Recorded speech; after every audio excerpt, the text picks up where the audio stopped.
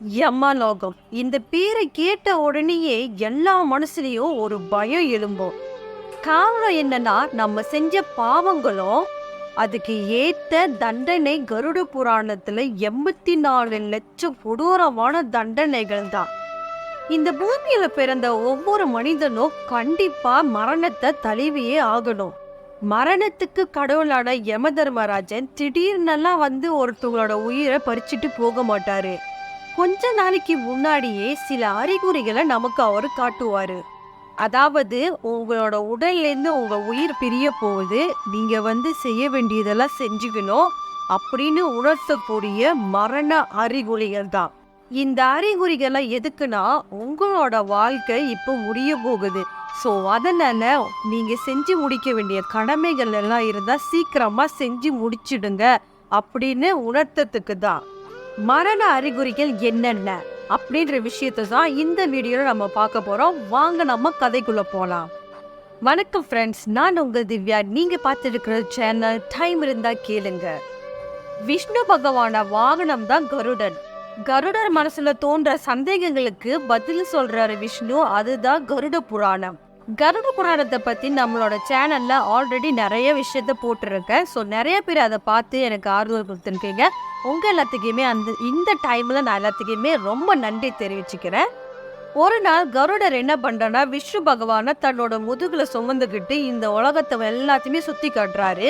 அப்படி போய்கிட்டு இருக்கிற அந்த டைம்ல ஒரு மனிதன் உலகத்துல பிறந்து வாழ்ந்து இறந்து அவரு இறந்ததுக்கு அப்புறம் என்ன நடக்கும், அந்த ஜீவன் எத்தனை நாள் கழிச்சு எமலோகம் போய் சேரும், அப்படி எமலோகம் சென்ற அந்த ஆத்மாக்கு சொர்க்கம் கிடைக்குமா இல்ல நரகம் கிடைக்குமா, என்ன செஞ்சா சொர்க்கத்துக்கு போகலாம், என்ன செஞ்சா நரகத்துக்கு தள்ளப்படுவாங்க, அந்த நரகத்துல என்ன மாதிரியான தண்டனைகள் எல்லாம் கொடுக்கப்படும். யம தர்மராஜா திடீர்னு பூமிக்கு வந்து ஒரு உயிரை பறிச்சு எடுத்துட்டு போயிட்டாருன்னா, அந்த உயிரை செஞ்சு முடிக்க வேண்டிய கடமைகள் எல்லாம் என்ன ஆகும். இப்படி வரிசையா தன்னோட கேள்விகளை அவரு அடுக்கிக்கிட்டே போறாரு. இப்படி கருடர் கேட்ட எல்லா கேள்விகளுக்குமே அவர் வரிசையா பதில் சொல்லிக்கிட்டு வர விஷ்ணு பகவான் கடைசியா அவர் சொல்றாரு, கருடா, யமன் வந்து திடீர்னெல்லாம் வந்து ஒரு உயிரை பறிச்சுட்டு போக மாட்டாரு. ஒரு மனிதனோட உயிரை அவர் பறிச்சுக்கிட்டு போகிறதுக்கு முன்னாடியே 4 அறிகுறிகளை அவரு காட்டுவாரு. இந்த 4 அறிகுறிகளை மனிதர்கள் புரிஞ்சுக்கிட்டு அவங்க செஞ்சு முடிக்க வேண்டிய கடமைகளை சீக்கிரமா செஞ்சு முடிக்கணும் அப்படின்னு கிருஷ்ணர் சொல்லி முடிக்கிறது கேட்டதுக்கு பிறகு கருடருக்கு ஒரே ஆச்சரியமா போகுது. 4 அறிகுறிகளை காட்டுவாரா, அது என்ன அறிகுறின்னு எனக்கு கொஞ்சம் சொல்லுங்களே அப்படின்னு சொல்லி கருடர் கேட்க, விஷ்ணு பகவான் அமிர்தனோட கதையை கருடருக்கு சொல்ல ஆரம்பிக்கிறாரு. கருடரோட சேர்ந்து அந்த கதையை நம்மளும் கேட்கலாமா? பொதுவா நீங்க நம்மளோட புராண இதிகாசங்களை பார்த்தீங்கன்னா, மனிதர்களோ அசுரர்களோ இதை வேற யாராவதோ கடவுளை நோக்கி தவம் செஞ்சாங்கன்னா அவங்களோட வேண்டுதல் சாகா வரம் வேண்டும் தான் கேட்டுதான் இருக்கும். அந்த வரிசையில ஒருத்தரை நம்ம பார்க்க போறவரை தான் அமிர்தன். சாகா வரம் வேணும் அப்படின்ட்டு கடும் தவம் நோக்கி யம தர்ம ராஜா கிட்டே இவரு கேக்குறாரு. பொதுவா மனிதன்கிட்ட வந்து யம தர்ம ராஜா என்னைக்குமே காட்சி கொடுக்க மாட்டாரு. ஒருவேளை அப்படி ஒரு சூழ்நிலை அமைஞ்சிச்சுன்னா அதுதான் அந்த மனிதர் கடைசியா இந்த பூலோகத்துல வாழ்றது நாளா இருக்கும்.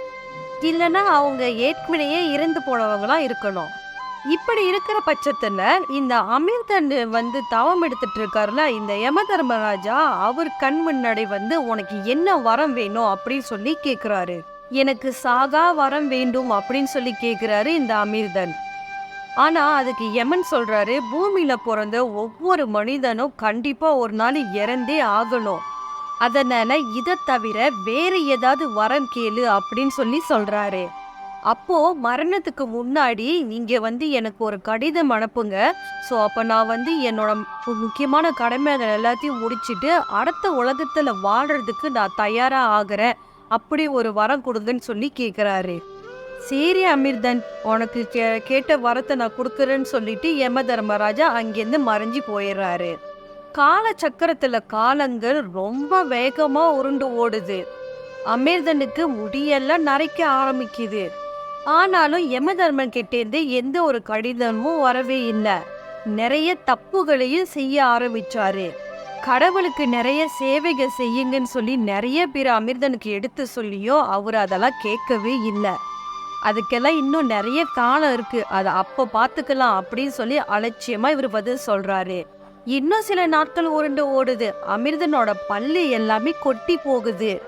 அப்பயும் கடவுள்கிட்டேருந்து எந்த ஒரு கடிதமும் வரலன்ட்டுன்னு அமிர்தன் இன்னும் நிறைய இன்பங்கள் எல்லாத்தையும் அனுபவிக்க ஆரம்பிச்சாரு.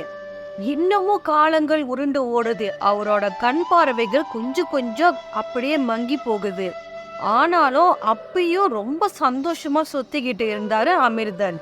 ஏன்னா யமன் கிட்ட இருந்து ஒரு கடிதமும் வரலையே. அதனால இன்னும் சில காலங்கள் ஆனால அவருக்கு தோலெல்லாம் சுருங்கி போய் முதுகெல்லாம் கூணு உடைஞ்சி குச்சி பிடிக்காம நடக்கவே முடியாத அந்த நிலையத்துக்கு போயிட்டாரு இந்த அமிர்தன். ஆனா திடீர்னு ஒரு நாள் அவருக்கு பக்கவாதம் கூட வந்துடுச்சு. ஒரு பக்கமா கை காலை இழுத்துக்கிட்டு அப்படியே படுத்த படுக்கையா ஆகுறாரு. இந்த நிலைமையில கூட இன்னும் யமன் கிட்ட இருந்து ஒரு கடிதமும் வரலையே அப்படின்னு சொல்லி அந்த நிலைமையிலயும் அவர் சந்தோஷமா இருந்தாரு. விதி யாரை தாங்க விட்டு வைக்கும். திடீர்னு ஒரு நாள் அமிர்தன் இறந்து போறாரு. அவரோட உயிரை எடுக்கிறதுக்கு யம தர்ம ராஜாவே வராரு.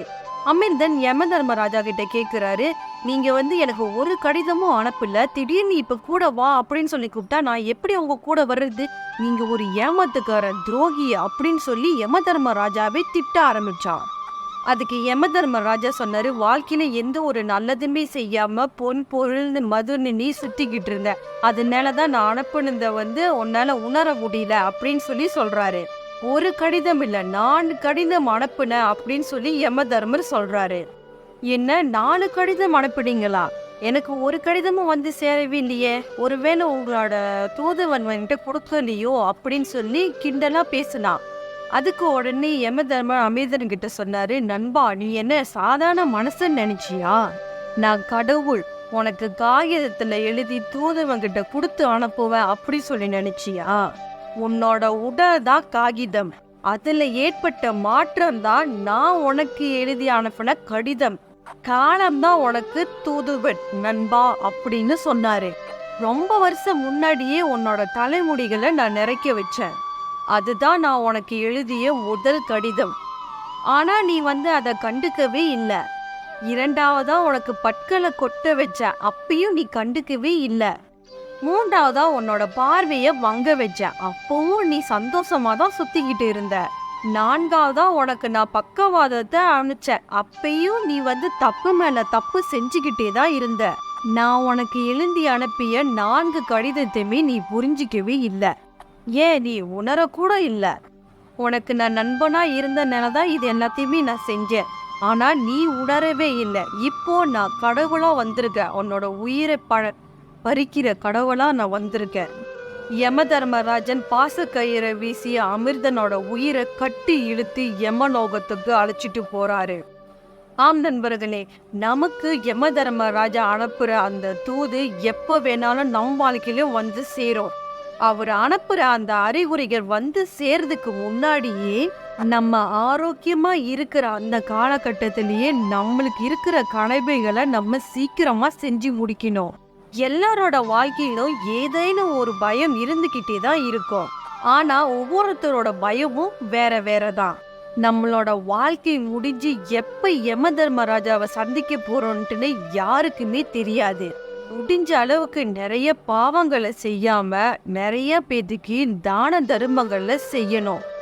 எந்த தான தர்மங்கள் செஞ்சா பலன் கிடைக்கும் அப்படின்ட்டு விஷ்ணு பகவான் கருடர் கிட்ட சொன்னதா அடுத்த பதிவுல நம்ம பார்ப்போம்.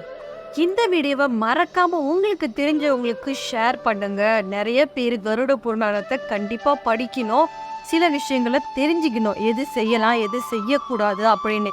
என்னைக்குமே இந்த புராணங்கள் நமக்கு தப்பான வழியை சொல்லி கொடுக்கறது இல்லை, நமக்கு நல்லதை தான் சொல்லி கொடுக்குறாங்க. ஸோ அதனால் அதை ஃபாலோ பண்ணுறது ஒன்றும் நமக்கு எந்த ஒரு பெரிய கெடுதலும் வரப்போகிறதில்ல. ஸோ முடிஞ்ச அளவுக்கு தெரிஞ்சவங்களுக்கு ஷேர் பண்ணுங்க.